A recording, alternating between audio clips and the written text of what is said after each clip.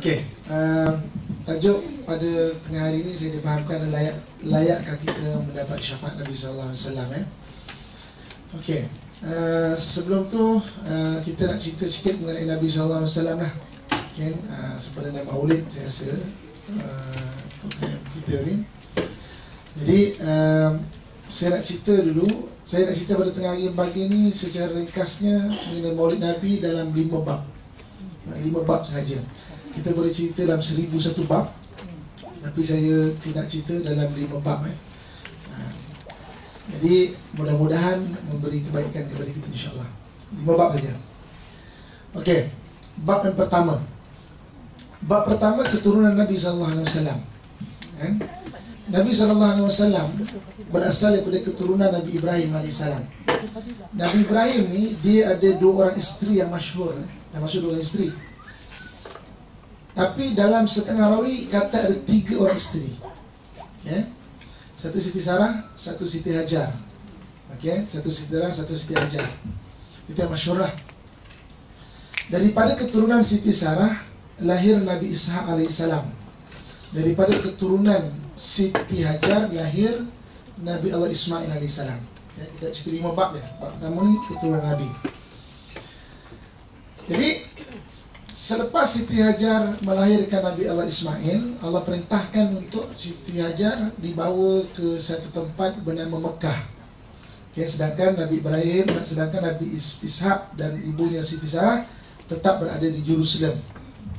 Jerusalem dengan Mekah agak jauh lah ketika itu. Dipendekkan cerita, daripada keturunan Nabi Ibrahim AS, daripada keturunan Nabi Ismail yang berada di Mekah, itu lahir bangsa Arab. Daripada keturunan Bani Israel yang ada di Jerusalem, lahir Bani Israel. Daripada keturunan Nabi Ishaq, Nabi Ishaq lahir Bani Israel. Jadi sebab itu bangsa Arab dengan Bani Israel ini perangai dia lebih kurang sama saja. Kalau beriman baik-baik sungguh, kalau jahat kering hati dia. Memang tak macam Melayu lah. Melayu kita ni ketemu dah. Tengok orang Israel bom Gaza, apa kurang orang Arab bom Syria. Hafiz Assad kan, bom Syria, super je. Itu memang orang Arab, Bani Israel. Kalau beriman baik-baik sungguh, kalau tak beriman memang jahat, luar biasa memang jahat. Daripada kedua keturunan ini, Bani Israel paling banyak diutus Nabi. Paling banyak Nabi dan Rasul ni, dan dalam sejarah ada 124,000 orang. Dan sejarah kemanusiaan, Nabi dan Rasul ada 124,000 orang. Daripada 124,000 orang, 313 dilantik menjadi Rasul. Tidak termasuk Rasul orang Melayu yang baru kena tangkap orang ni.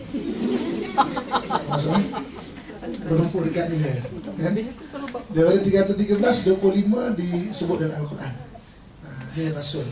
Jadi antara Nabi dan Rasul-Rasul ini paling banyak Bani Israel. Sedangkan bangsa Arab hanya 4 orang Rasul yang pernah diutus ke bangsa Arab. 4 orang Rasul yang pernah diutus kepada bangsa Arab. Nabi Shu'aib alaihissalam, makamnya berada di Jordan. Nabi Hud alaihissalam, makamnya berada di Hadramaut, Yaman. Nabi Saleh alaihissalam, makamnya berada di Mesir. Dan Nabi kita Muhammad SAW, makamnya berada di Madinah. 4 orang Nabi saja daripada bangsa Arab. Yang lain banyak daripada Bani Israel. Bani Israel banyaklah Nabi, beribu Nabi. Oleh kerana banyaknya Nabi diutus kepada Bani Israel, Bani Israel tidak menghargai Nabi. Datang Nabi, dia suka bunuh Nabi. Sebab apa? Hari ini dia bunuh Nabi, minggu depan ke, bulan depan ke, akan ada orang soleh yang akan dapat wahyu, dapat Nabi baru. Maknanya dia bunuh Nabi, akan dapat Nabi baru. Jadi dia bunuh Nabi, akan dapat Nabi baru. Nanti datang Nabi baru, ataupun dapat orang soleh yang menerima wahyu, dilantik menjadi Nabi ataupun Rasul, dia kata, Nabi ni lagi tak best lah. Nabi kita bunuh lagi best sebenarnya. Kita bunuh lagi lah. Itu perangai Bani Israel. Allah SWT kata apa ni?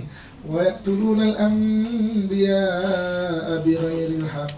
Mereka membunuh para Nabi tanpa hak. Sampailah kepada zaman Nabi Allah Isa alaihissalam. Kita cerita 2000 tahun lepas sebenarnya Nabi Isa ni 2013 kan. Maka 2000 tahun lepas sampai Nabi Isa. Di zaman Nabi Isa alaihissalam ada 3 orang Nabi yang diutus serentak. Nabi Zakaria, Nabi Yahya, dan Nabi Isa alaihissalam. 3 ini juga mau dibunuh oleh Bani Israel. Akhirnya sejarah menyaksikan Nabi Zakaria digergaji kepalanya.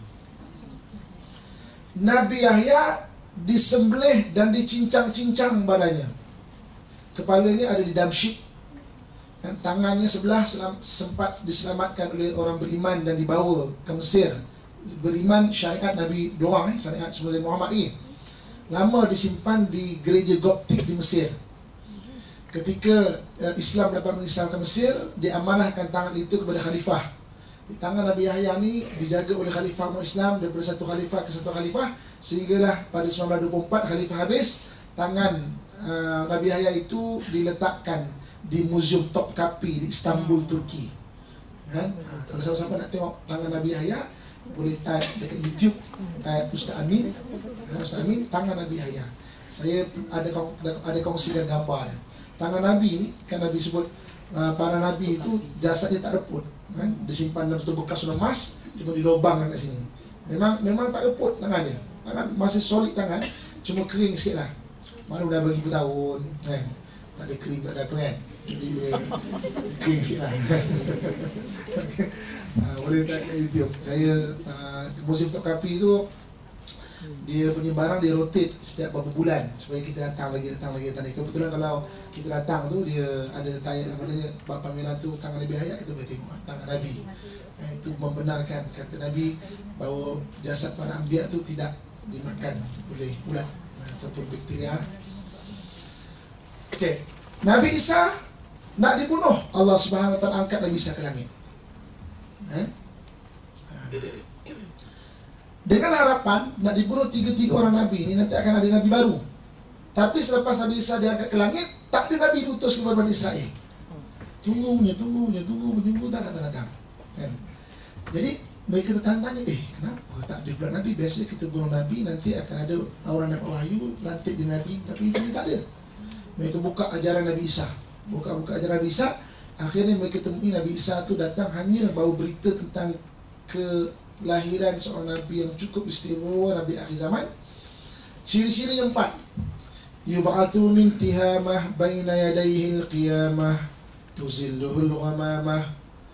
Yub'athu min tihamah baina yadayhi al-qiyamah fi dhahrihi al-alamah tuzilluhu al-ghamamah. 4 ciri dia.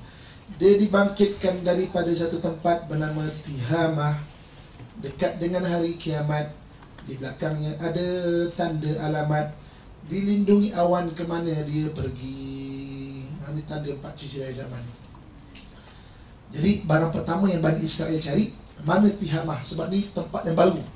Nama tu nama baru. Mana Tihamah ni? Apa maksud Tihamah? Tanah rendah, kering, tapi banyak tumbuh pokok tamar. Tanah rendah, kering, tapi banyak tumbuh pokok tamar. Mereka tengok di Jerusalem tu subur. Mereka tengok di Iraq, dengan wujudnya sungai Furat dan sungai Dajlah, banyak tempat di Iraq tu subur. Bagi pergi ke Mesir, dengan wujudnya sungai Nil, Mesir tu subur.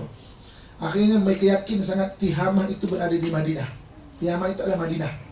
Tihamah satu tempat yang diisyaratkan oleh Nabi Isa, tempat itu adalah di Madinah.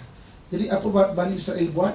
Mereka berpindah beramai-ramai daripada sekitar Jerusalem dan sekitarnya, di banyak tempat.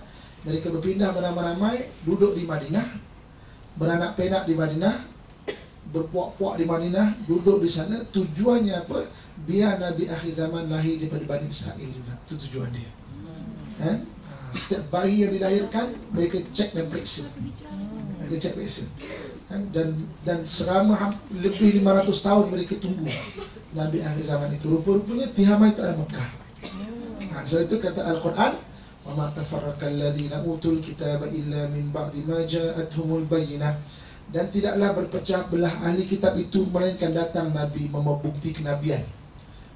Sebagian mereka terima mengucapkan syahadah, sebagian mereka tolak. Sebab selama lebih 500 tahun mereka tunggu. Setiap bayi dilahirkan tu mereka check, mereka periksa ada tak tanda kenabian. Tapi rupanya Allah kehendaki Nabi akhir zaman lahir daripada Bani Israel. Itu mereka tolak, mereka tak terima. Okey, habis bab pertama. Kita nak cerita 5 bab je. Tapi itibar bab pertama ini mudah aja kan?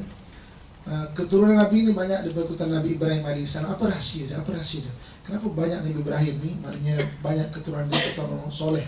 Bukan saja orang soleh tapi para Nabi.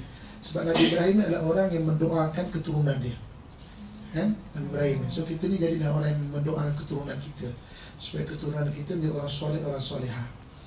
Dalam Quran Allah rakamkan doa Nabi Ibrahim. Rabbi ja'alni muqimas salah. Ya Tuhanku, jadikan aku orang yang konsisten mendirikan solat. Dan dia tak lupa wa min zurriyati, dan daripada zuriat aku. So zuriat kita kena doakan anak-anak kita, kan? Doakan biar jadi orang soleh, orang soleha, jadi pejuang-pejuang, jadi orang-orang yang hebat, kan? Yang berbakti kepada kita, kepada agama, kepada negara, bangsa dan sebagainya. Okey, habis bab pertama. Kita nak cerita 5 bab je, semua pergi pada syafaat. Okey, bab yang kedua. Bab yang kedua, kepada siapa Nabi diutus? Kepada siapa Nabi diutus? Nabi SAW diutus kepada seluruh manusia. Ini beza dengan Nabi-Nabi terdahulu, diutus kepada kaum masing-masing. Dan beza Nabi Allah sebut, wa ma arsalnaka illa rahmatan lil alamin, dan tidaklah kami mengutus kamu wahai Muhammad melainkan menjadi rahmat bagi sekalian alam. Maknanya diutus Nabi itu menjadi rahmat bagi sekalian alam. Nabi-Nabi terdahulu ada kelebihan dia, tetapi Allah tak sebut kelebihan itu menjadi rahmat bagi sekalian alam. Allah tak sebut. Mari kita cek sirah dan sejarah. Nabi Daud AS, Nabi Daud ni mukjizat dia suaranya sedap. Kalau Nabi Daud itu baca kitab Zabur, dalam rawi menyatakan burung yang mengepak ni boleh berhenti mengepak. Punya sedap suara dia. Air mengalir boleh berhenti mengalir. Macam mana logik kau sain? Air mengalir boleh berhenti, macam mana logik kau sain? Mukjizat. Macam mana logik kau sain? Air mengalir boleh berhenti mengalir. Ada orang sekarang sedap-sedap nyanyi boleh berhenti mengalir air dia. Mic dia kuat sangat, bergegar dia kot. Berhenti tak ada, saya rasa. Orang tua dengar, oh sedapnya, meninggal terus. Perempuan mengandung dengar, boleh terberanak.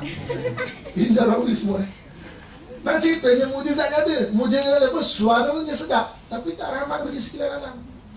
Cuba tuan-tuan perempuan bayangkan, katakanlah saya ceramah kat sini. Sekali ceramah kata ada 1000 orang hadir. Sekali ceramah 1000 orang hadir, 150 meninggal. Dah susah kita kerja nak menanam lah banyak. Oh ada 30 orang mengandung, 30 terberanak dalam majlis. Dah susah kita kan. Mana mujizatnya ada, tapi tidak rahmat bagi sekalian alam. Kita lihat Nabi Yusuf. Nabi Yusuf ni, dia punya mujizat adalah cantik, handsome, orangnya kemas. Handsome orang dia, kan? Sampai dalam rawi menyatakan, kalaulah dia kata kecantikan manusia tak ada 100, satu dikongsi oleh seluruh manusia. Dia sampai kamu tahu, oh orang ni cantik, orang ni cantik. 99 lagi diberi kepada Nabi Yusuf. Orang cantik ni tu, kan? Terpegun orang tengok, kan? Punya cantik Nabi Yusuf AS. Kalau Nabi Yusuf duduk di sebelah orang tak cantik ni pun nampak cantik. Orang ni cantik. Kita hari ni katakanlah kita ni cantik lah. Kita duduk sebelah orang tak cantik, apa jadi?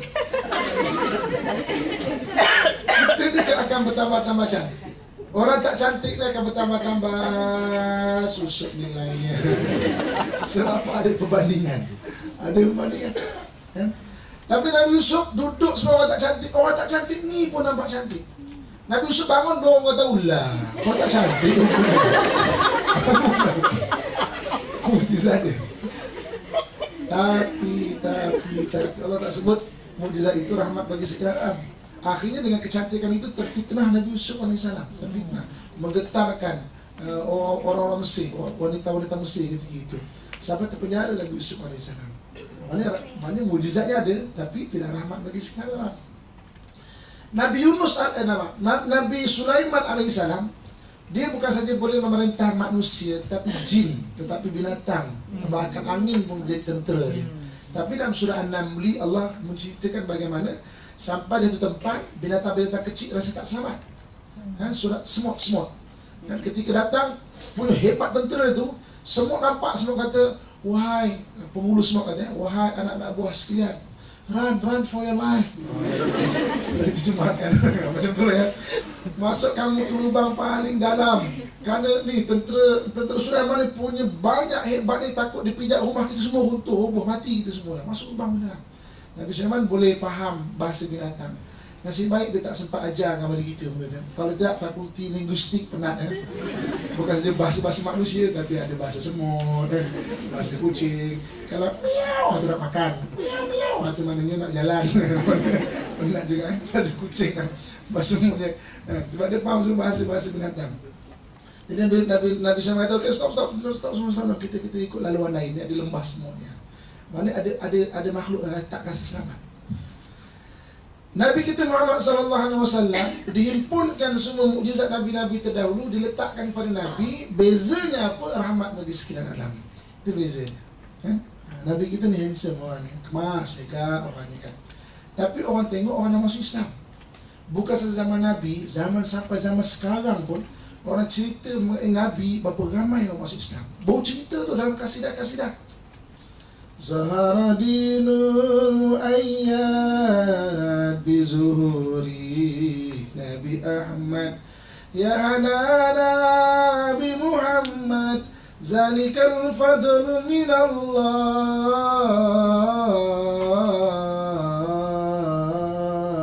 Allah ya hanana ya hanana ya hanana ya hanana. Berapa ramai orang masuk Islam dengan kasidah pasal Nabi je. Tengok kan, mukjizat Nabi. Zaman dulu orang boleh tengok, kita hari ni dengar je. Oh, tala al-badru alaina, terbit bulan purnama pada kami. Nabi itu ibaratkan bulan purnama. Masuk Islam orang. Dan kasidah-kasidah, banyak orang masuk Islam. Ada kan? Nabi itu suaranya sedap. Sedap Nabi kalau baca Quran ya. Tapi baca Quran, orang yang engkar dan mungkar kembali taat kepada Allah Subhanahu Wa Taala. Isteri yang derhaka kembali taat kepada suami. Suami tidak bertanggungjawab, dibacakan ayat-ayat, kembali bertanggungjawab kepada keluarganya. Jadi Nabi itu mukjizatnya rahmatan lil alamin, rahmat bagi sekalian alam. Jadi kita hari bersyukur. Kan? Betul, apabila kita mengandalkan Nabi, tempias rahmat daripada kita, insya-Allah. Okey, habis bab kedua. Kita nak cerita 5 bab ni. Okay, bab ketiga. Bab ketiga, iktibar penurunan wahyu. Iktibar penurunan wahyu. Kita nak cerita iktibar penurunan wahyu. Nabi SAW ni, tuan-tuan dan sekalian kan, baginda dilahirkan di kalangan masyarakat yang teruk kan. Dipanggil masyarakat jahiliyah. Kenapa dipanggil masyarakat jahiliyah? Jahiliyah ni maknanya masyarakat yang memang tak terpelajar. Tapi kalau kita lihat daripada satu sudut syair-syair Arab, sebenarnya banyak masyarakat Arab ni sebenarnya dah bertamadun. Mereka adalah orang yang berniaga. Li'ilafi Quraisyin ilafi rihlata syita'i was-saif. Maknanya dah pada berniaga dah pergi ke laluan emas semua. Kan? Kalau ikut kajian termasuk Prohamka ni pun dah sampai ke Nusantara ni. Kan mereka datang ke Barus. Kan? Barus ni mereka antara berdagang, mereka ambil kapur barus, bahan terbaik memandikan mayat. Barus dalam bahasa Arabnya dipanggil fansur. Biasa dengar tak ulama nama fansuri? Ya? Fansuri kan? Maksudnya fansur. Jadi maksudnya orang Arab telah sampai ke bagian Nusantara ni, mereka berdagang. Tapi kenapa sebut jahiliyah? Sebab mereka tak boleh bezakan yang baik dan buruk. Mereka rasa berzina itu bagus, mereka berzina. Mereka rasa berperang itu bagus, mereka berperang. Mereka rasa bunuh itu bagus, mereka membunuh. Jadi Nabi dilahirkan di masyarakat yang teruk macam tu. Jadi Nabi ni selalu berfikir tentang macam mana nak baiki umat, macam mana. Jadi Nabi membesar dalam keadaan selalu nak tolong orang. Okay? Sampai umur Nabi 30 tahun, Nabi dah start jadi rujukan masyarakat. Ada masalah rujuk Nabi, ada masalah rujuk Nabi, ada masalah orang rujuk Nabi. Sampai umur Nabi 35 tahun lagi berat masa-masa dirujuk pada Nabi. Pernah satu ketika Mekah tu banjir. Mekah ni lembah. Kita pernah tengok tak gambar Mekah banjir? Ya, tak pernah tengok. Kan? Pada tahun 40-an tu, waktu teknologi kamera dah ada, dia rakamkan gambar Mekah banjir. Mekah tu pernah beberapa kali banjir. Hajar Aswad tertanggal daripada tempat dia. Jadi ketua-ketua kaum semua rasa mereka paling layak untuk meletakkan kembali Hajar Aswad. Sampai hampir berlaku peperangan. Banyak kabilah-kabilah Kami lebih layak. Umur Nabi waktu itu 35 tahun baru. Akhirnya kita kata kita rujuk pada Muhammad lah. Nabi kata tak, semua ketua kaum ni mulia sebenarnya. Semua layak sebenarnya. Aku bentangkan serban aku, kita jinjing sama-samanya. Sampai nanti dekat tempatnya, biar aku sendirilah letakkan ke Hajar Aswad tu. Kan? Dan mereka semua setuju mengelakkan peperangan saudara yang bakal berlaku ketika itu. Umur Nabi 35 tahun. Umur Nabi 40 tahun, makin banyak lagi masalah-masalah yang dirujuk pada Nabi. Sampai kadang-kadang Nabi perlukan masa. Itu Nabi pergi berkhalwat. Kan? Khalwat ni maksudnya sendirian. Orang Melayu kita khalwat tak bersendirian lah. Dia berdua lah. Kan? Jadi kalau cakap, nak pergi mana bang? Nabi berkhalwat. Ha? Jujur je abang. Berkhalwat pada bersendirian. Tempat yang dipilih Nabi adalah di Gua Hira. Gua Hira tu di atas Jabal Nur. Tinggi naik. Kalau kurus-kurus macam saya ni ya, kurus ke? Kurus sangat kan. Dah sejam lah, dekat sejam lah naik. Kalau slim-slim macam tuan-tuan rumah sekalian, setengah jam boleh kot kan. Sekarang ada tangga, orang buat tangga. Dulu tak ada tangga. Gua Hira yang menarik dia, dia tu betul-betul menghadap ke arah Kaabah, ke arah Mekah. Siapa yang pergi umrah ke, pergi naik ke Gua Hira. Sewa van, pergi naik. Kemudian rasakan macam Nabi ke atas.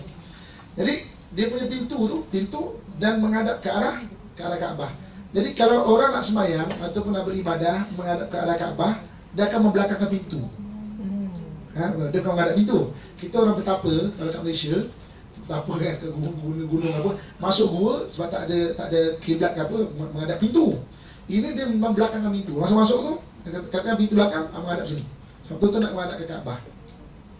Situ biasa Nabi berzikir, Nabi beribadah mengikut syariat Nabi Ibrahim alaihissalam. Kan? Beribadah. Sampailah satu hari, mengikut rawi yang masyhur, umur Nabi 40 tahun. Rawi yang masyhur malam yang hening, angin bertiup sepoi-sepoi bahasa, sunyi saja. Nabi duduk diam bertafakur. Malam yang gelap, tak nampak apa ketika itu. Sedang Nabi duduk diam-diam, datang Jibril menyerupai manusia, menghampiri Nabi, datang, peluk Nabi dari belakang. Iqra ya Muhammad. Betul tak? Woi, kejut kan? Nabi atas bukit sana tu, seorang-seorang sunyi macam kena sergahnya tu. Woi, kejut. Selaku manusia terkejut. Kan? Lepas tu dalam rawi menyatakan pucat muka Nabi. Turun pucat muka Nabi, kena sergah itu. Iqra ya Muhammad. Tapi Nabi tu tenang orangnya. Kalau kita kat macam mana? Oh, pucat bagi sana tu. Sebab apa Nabi tenang? Nabi boleh jawab dengan baik. Ma'an Nabi qari'in. Aku tak boleh baca. Iqra ya Muhammad. Aku tak boleh baca. Iqra ya Muhammad. Sampai sesak apa Nabi, baru Nabi boleh ikut baca. Mari kita baca sama-sama. Ikut saya. Iqra. Ayo baca sama-sama. Iqra. Tak dengar pun. Tak kasihkan saya empatinya. Iqra. Iqra bismi rabbikal ladzi khalaq. Khalaqal insana min 'alaq. Iqra wa rabbukal akram. Alladzi 'allama bil qalam. 'Allamal insan ma lam ya'lam. Sadaqallahul azim. Jadi bacalah wahai Muhammad, bacalah dengan nama Tuhanmu yang menciptakan. Dia menciptakan manusia dari segumpal darah. Bacalah dan Tuhanmu yang mulia, dia mengajarkan manusia dengan perantaraan pen, mengajar manusia apa yang tidak diketahui. Kan? Maka Nabi SAW turun ke rumah, berlari macam mana kadang dulu tak, saya tak ada bayang dengan tak ada tangga kan macam mana. Sampai rumah pucat muka Nabi. Penurunan wahyu pertama itu dia bukan kebetulan ataupun bukan kebetulan jadi macam tu. Sengaja ditakdirkan Allah begitu untuk ada satu pengajaran untuk kita mengenal diri kita manusia. Apa dia? Kita ni, kalau kita nak jadi baik, kita kena kurangkan pilihan dalam hidup kita. Sebab manusia, kalau dia ada pilihan, dia akan memilih benda yang paling ringan dalam hidup. Itu manusia. Manusia. Hari ni nak sembahyang awal ke nak tengok TV dulu? Cerita tengah sedap ni, cerita Halimah Dongam. Tengah sedap ni kan. Ada pilihan, manusia akan memilih benda yang paling ringan dalam hidup. Apa dia? Tengok TV dulu lah. Nanti iklan pertama ambil duduk siap-siap, siap-siap. Duduk balik dengan TV. Tengok melopong mulut lah.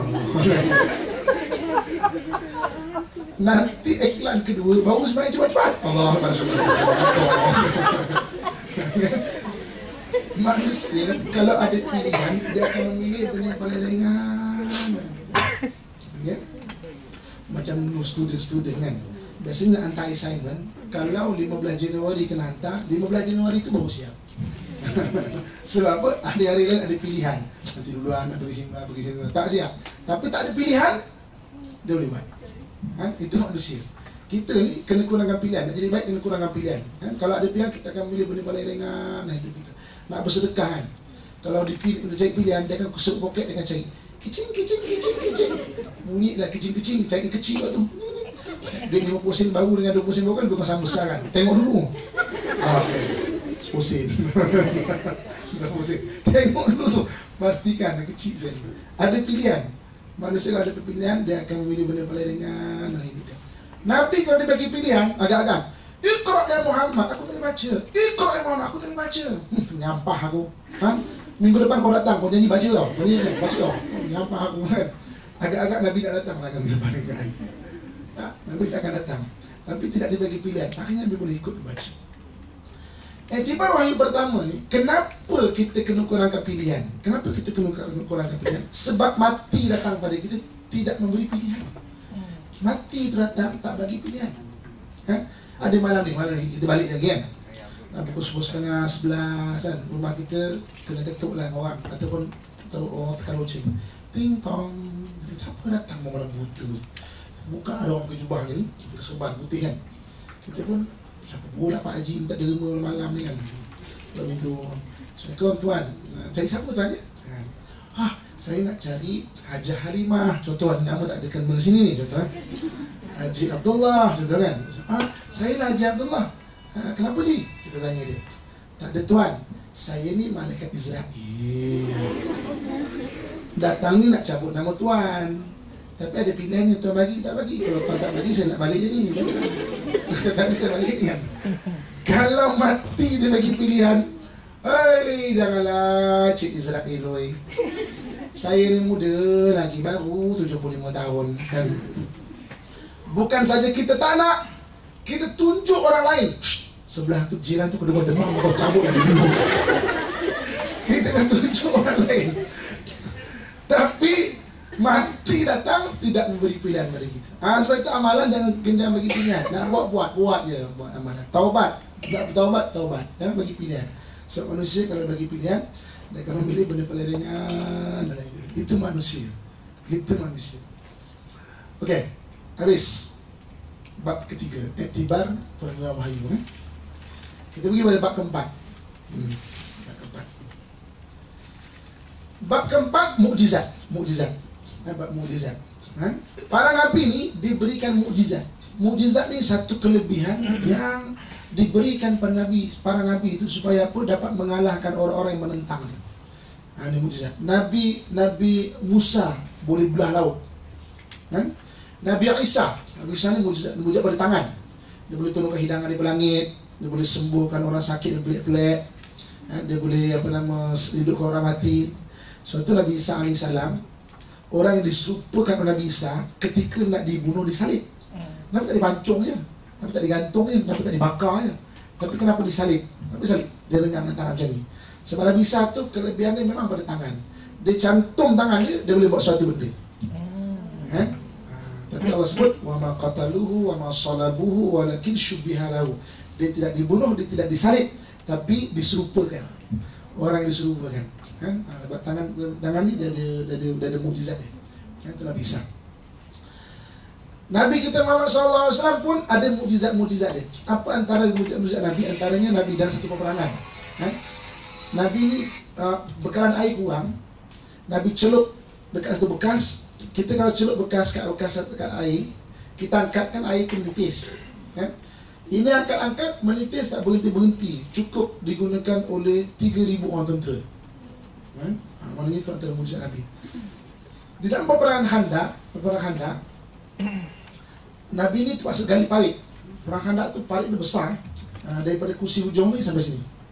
Bayangkan dalam dia dalam berapa meter, mana lepas. Kuda tu tak lepas. Kuda masuk memang tak lepas. Tinggi. Kuda dan orang. Kuda di kan orang tinggi. Kalau siapa pergi Madinah, tapak parit Nabi gali itu dekat Masjid 7 tu. Masjid 7 kat situ. Jadi dah besar. Bayangkan dah sana pasir, batu kan susah. Jadi ada satu orang nama Ummu Anas. Ummu Anas ni tengok Nabi gali parit, kesian tengok Nabi ni. Dia kata kat ayat suami dia, bang, kita ni ada anak kambing yang agak besar sikit kan. Kita masalah bagi Nabi makan boleh tak? Cakap, kesian tengok Nabi. Boleh lah. Jadi masak-masak, masak ni cukup 7 orang ni. Dia panggil anak dia Anas. Anak tu kecil lagi, dah 6 tahun macam tu. Anas.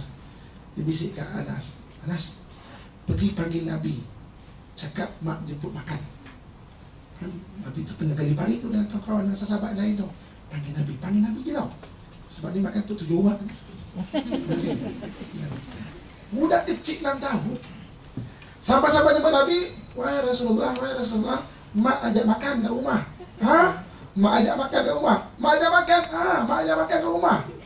Betul. Sahabat-sahabat sekalian, hari ni Ummu Anas masak, jom kita makan ke Ummu Anas. 3,000 orang datang. 7 orang. Sampai rumah, tengok muka Ummu Anas, Rasul tahu dah. Rasul kata tak apa. Biar aku sendiri yang tuangkan. Jadi Rasul tuangkan cukup untuk 3,000 orang makan. Itu mukjizat. Mukjizat dia panggil. Dan mukjizat paling besar sekali yang ada pada Nabi adalah Al-Quran. Dan kitalah satu-satunya umat yang paling beruntung kerana kita mewarisi mukjizat Nabi kita. Tidak pernah satu umat mewarisi mukjizat Nabi mereka. Tak pernah. Nabi Sulaiman boleh tundukkan jin, seorang pun tak tahu apa ayat Nabi Sulaiman baca. Saya bawa orang pergi Palestin ke Masjid Aqsa, tak bulan pergi, minggu balik, bulan depan pun nak pergi lagi. Dekat Masjid Aqsa tu ada penjara jin. Dan zaman Nabi Sulaiman lagi. Saya dikhususkan sebab biasa bawa program TV ke sana. Dikhususkan sejarah Masjid Aqsa tu oleh Imam Masjid Aqsa sendiri. Dia tunjuk ini masjid jin, ini penjara jin. Ya jin. Saya tanya dengan dia, Imam, ada lagi ke jin? Dia tarik tangan saya, jangan tanya, jalan terus. Rupanya ada kaedah memenjarakan benda-benda gaib. Ada kaedah. Sebab tu kalau bulan Ramadan kan syaitan tu dirantai. Maksudnya ada kaedah memenjarakan benda gaib. Tapi seorang pun tak tahu kaedah dia. Seorang pun tak tahu apa ayat Nabi Sulaiman baca. Nabi Musa boleh belah laut, seorang pun tak tahu apa ayat Nabi Musa baca. Nabi Isa boleh turun ke hidangan di langit, boleh ubat orang mati, seorang pun tak tahu apa ayat Nabi Isa baca. Tapi Nabi kita berbuat itu dan ini, kita tahu apa Nabi kita baca. Sebab apa? Quran diwariskan kepada kita. Kan untung kita. Sebab tu Quran tu kena belajar dan amalkan. Tak boleh amal semua ayat, amal beberapa ayat yang memang ada kelebihan. Baca. Jangan malu. Alah Ustaz, kita sekolah Om Putih. Tak boleh nak baca Quran. Malu Ustaz. Baca. Alah, anak saya pun dah boleh baca. Dah ada cucu. Tak terlambat ke? Tak terlambat. Baru nak kenal. Alif di atas A, alif di bawah I, alif di depan U, A, I, U. Alah, malunya Ustaz. Anak pun, cucu pun dah sampai Iqra 6 dah. Ba di atas ba di bawah bi, ba di depan bu. Terlambat depan. Ta di atas ta, ba bi bu ta. Betul gini. Dia macam bunyi kan. Tadi istilah terlambat. Belajar Quran baca. Baca Quran. Dan amalkan beberapa ayat. Banyak ayat, banyak. Contoh saya nak kongsikan beberapa ayat.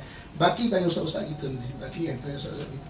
Apa amalan tadi yang boleh mudah kita amal? Antaranya adalah sebelum langkah masuk ke rumah, baca surah Ikhlas 3 kali. Surah Ikhlas 3 kali ya. Surah Ikhlas 3 kali ini, surah Ikhlas 3 kali ini, barang siapa yang sebelum masuk rumah baca surah Ikhlas 3 kali, akan diamankan penghuni rumah itu daripada kepapaan. Papa ni banyak papa, papa harta, papa iman, papa ilmu, papa akhlak, papa ni banyak papa. Kan? Jadi surah Ikhlas 3 kali. Langkah masuk tu, bisalam, Assalamualaikum. Surah Ikhlas 3 kali. Bismillahirrahmanirrahim. Qul huwallahu ahad, Allahus samad, lam yalid walam yulad walam yakul lahu kufuwan ahad. 3 kali singkat dalam seminit lebih lah. Seminit lebih. Kita membibel ke anak setengah jam belum tentu habis. Kan? Kau stokin, kau sepah esok pergi sekolah, stokin sebelah kemana semua bangun. Setengah jam belum tentu habis. Itu membibel ke anak. Membibel ke suami 2 jam habis agak 2 jam. 2 jam belum tentu habis lagi. Qul huwallahu ahad 3 kali. Sebelum masuk Allah amankan rumah tu, sejuk jadi rumah tu. Amalkan. Amalkan. Apa lagi yang boleh amalkan? Antara lain, yang ini panjang sikit lah, tapi kalau boleh amal lagi bagus. Kita biasa hafal banyak-banyak benda kan. Okay? Surah Kahfi ayat 1-10. Siapa yang mengamalkan surah Kahfi ayat 1-10, maksud mengamalkan paling kurang sehari-sehari baca, diamankan dia bersihir. Sihir. Sampai besok Dajjal itu bapak sihir. Dajjal datang pun Dajjal tak mampu nak sihir dia. Surah Kahfi 1-10. Apa lagu boleh kan kadang-kadang? Amal pun ada. Tuhan tolong lembutkan hati dia. Lagu boleh hafal. Orang ada 110 hafal. Apa lagi ayat boleh amal? Apa lagi ya? Okey. Surah Hud ayat 52. Surah Hud ayat 52. Ayat 52 tu panjang. Surah ayat 52 tu panjang. Okey. Ambil wakaf yang hujung. Wakaf yang hujung. Wakaf hujung tu bunyi dia wa yazidkum quwwatan ila quwwatikum wa la tatawallaw mujrimin. Wa yazidkum. Tulis dia atau type YouTube Ustaz Amin. Kan? Surah Hud ayat 52. Nanti saya ajarkan cara amal ya. Surah Hud ayat 52. Wa yazidkum quwwatan ila quwwatikum wa la tatawallaw mujrimin. Ditambahkan kekuatan kamu kepada kekuatan yang sedia ada. Tapi kalau dah kuat wala tatawallaw mujrimin, jangan jadi orang yang melampaui batas. Kan? Itu boleh baca kan. Kalau saya amalkan, guru saya ajar lepas mayang baca tengok kan. Sendi-sendi ni kan. Malulah kita tak tahu kan. Maksud dia tu duduk lama sakit pinggang, diri lama sakit lutut kan. Kalau tu lutut dia bisa sakit. Insya-Allah. Yazidkum quwwatan ila quwwatikum wa la tatawallaw mujrimin. Tapi dah kuat jangan jadi orang melampaui batas. Kan jangan dah kuat pula pergi dangdut pula. Kuat lutut ni kan. Dangdut di sini senawan kan. Sebab tu Allah sebut dah kuat wala tatawallaw mujrimin. Jangan jadi orang melampaui batas. Jadi itu benda-benda amalan-amalan yang boleh diamal lah. Boleh Quran, mukjizat Quran. Kan? Dengan insya-Allah ni banyak lagi lah. So kita boleh jumpa ustaz-ustaz apa minta amalan. Saya kalau jalan jumpa tutup guru ni saya suka tanya, "Tuan, ada tak amalan nak kongsikan?" So kita kalau jumpa sahabat tanya. Kadang orang ni ada amalan ni, ada amalan ni, ada amalan ni, ada amalan ni. Okey, habis bab keempat. Bab terakhir. Kita cerita 5 bab ni. Bab terakhir syafaat. Nabi SAW sebelum kewafatan baginda, Nabi janji Nabi nak bagi syafaat kat kita. Itu janji Nabi. Syafaat ni mana pertolongan. Betul. Nabi janji nak tolong semua umat Muhammad ni. Nabi akan tunggu. Nabi janji Nabi akan tolong. Sampai dalam hadis Nabi ya. Hadis Nabi sebut inna syafa'ati la haqqun faman lam yu'min biha falaysa min ahliha. Syafaat aku benar-benar ada. Siapa yang tidak memburunya bukan daripada golongan orang yang akan mendapatkannya. Sebab betul-betul ada. Dalam hadis yang lain Nabi sebut inna syafa'ati li ahli al-kaba'iri min ummati. Syafaat aku, kata Nabi, akan aku berikan kepada umatku yang berbuat dosa tapi di dalam hati ada bercita-cita menjadi baik. Lihat ya. Syafaat aku, kata Nabi, akan aku berikan pada umatku yang berbuat dosa tapi dalam hati ada bercita-cita nak jadi baik. Betul, paling kurang bercita-cita nak jadi si solehah. Bukan senang akhir zaman nak jadi si solehah kan. Tapi cita-cita kena ada doa lah. Ya Allah Tuhanku, lama dah kasar dengan suami ya Allah. Nak jadi si solehah sekarang ya Allah. Malu nada dengan ceramah tadi tu. Tengah-tengah tengah doa, suami panggil, "Mah, ambilkan kain, Mah." Abang sibuk je lah, betul lagi sesuai hari, kacau je lah. Macam ada waktu lain dia. Ya Allah, gagal lagi hari ini Tuhan. Gagal soal lain, tapi hati tak ada cita-cita. Gagal soal lain, hati tak ada cita-cita. Niat yang baik akan diperbaiki oleh Allah Subhanahu Wa Taala. Jadi ada cerita, dia kata, "Syafaat aku kau berikan pada umatku yang berbuat dosa, tapi dalam hati ada cerita yang baik." Okey. Walaupun Nabi nak janji bagi syafaat kepada kita, tapi orang yang dapat syafaat kena ada syarat dia. Kena syarat dia. Macam ni budak dapat SPM kan? SPM. Katakanlah kan, ada kita dulu kecil-kecil kan, ada kenal kawan baik betul baik, sekarang duduk kat